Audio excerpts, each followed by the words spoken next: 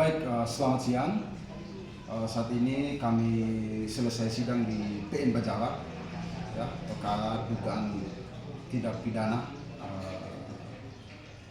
pembunuhan mengatakan ya, pembunuhan berencana atau pembunuhan atau penganiayaan.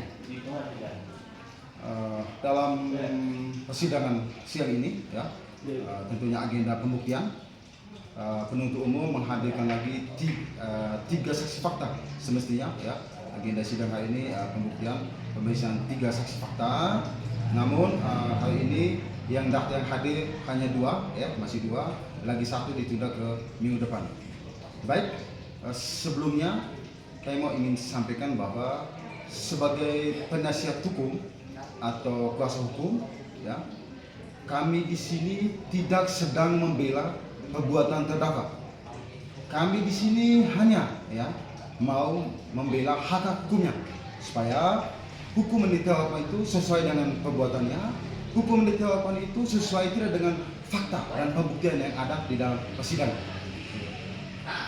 Selanjutnya, dalam fakta persidangan tadi ada satu perawat, atau satu perawat di Polindes yang dihadirkan tadi, dan juga satu dokter di puskesmas.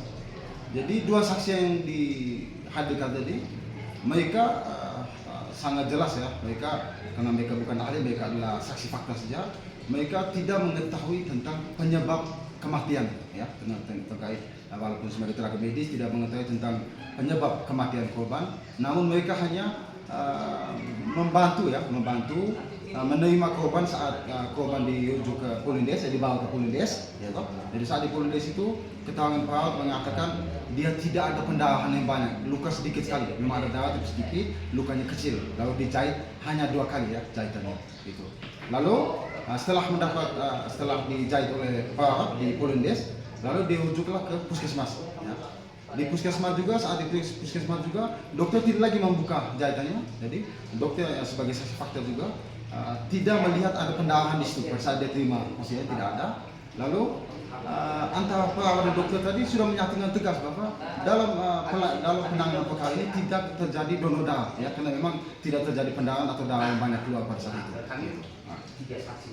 Dalam perkara ini tentunya masih ada satu saksi lagi fakta yang mau dihadirkan. Namun tadi sudah ada jawaban resmi, ya, dari saudara penuntut umum mengatakan bahwa mereka tidak menghadirkan ahli.